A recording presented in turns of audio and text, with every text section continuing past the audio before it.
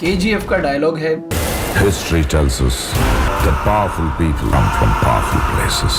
यानी कि हिस्ट्री हमें ये सिखाती है कि पावरफुल लोग पावरफुल जगह से आते हैं। पर फिर सेकंड पार्ट में वो डायलॉग में अल्टरेशन है और सेकंड पार्ट में ये कहा जाता है, but history was wrong. Powerful people make places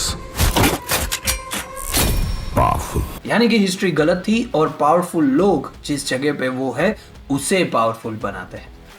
अब आप सोच रहे होंगे कि अचानक ही ये मैं हिस्ट्री की तरफ कहां चला गया। तो कल हमारे होम मिनिस्टर जी ने, अमित शाह जी ने, और कल ही हमारे प्राइम मिनिस्टर जी ने, दोनों ने हिस्ट्री के बारे में बहुत अच्छी बात कही। हमारे इतिहास को तोड़ मरोड़ कर लिखा गया है।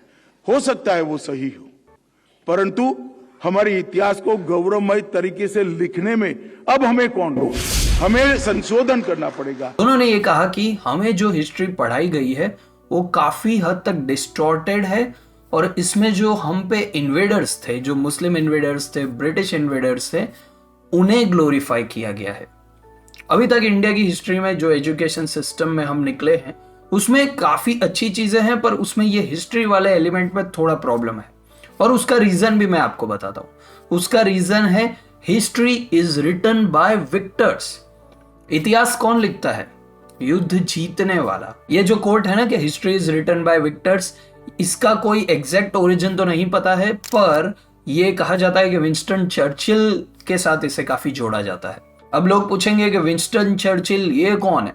विंस्टन चर्चिल यूके के प्राइम मिनिस्टर थे सेकेंड वर्ल्ड वॉर के दौरान, और वो 2 टर्म के लिए प्राइम मिनिस्टर थे, 1914 से लगा के 1945 सेकेंड वर्ल्ड वॉर के दौरान, और बाद में 1951 से 1955। यानी कि यदि सेकेंड वर्ल्ड वॉर में द एक्सिस कॉम्बिटेंट्स यानी कि जर्मनी, इटली और जापान यदि जीत जाते तो हिस्ट्री ऐसे लिखी जाती कि हिटलर वॉज ग्रेट मैन। पर क्योंकि द अलाइड नेशंस जीत गए, जो कि है यूके, रशिया, उस टाइम पे जो सोवियत यूनियन कहा जाता था, अमेरिका, यूएस यानी कि, और फ्रांस, ये लोग जीत गए, इसलिए हिस्ट्री हम उनके पर्सपेक्टिव से देखते हैं। सेकेंड वर्ल्ड वॉर की बात कर रहा हूं मैं यहाँ पे। तो हर जगह पे आप जब भी ह्यूमन हिस्ट्री निकाल के देखेंगे तो उसमें यही होगा कि जो विक्टर्स ने लिखा है। आप कभी ऐसा सोचते नहीं है कि ह्यूमैनिटी को हजारों साल हो गए, मतलब 2022 तो हमारे पास रिकॉर्डेड ईयर्स है और उसके पहले भी कई हजारों सालों की हिस्ट्री है। हर बार अच्छी साइड ही जीतती है। जरा सोचिए, हर बार अच्छी साइड ही जीतती है। मेरा यह मानना है कि हर बार जो साइड जीतती है वो खुद को अच्छा बताती है।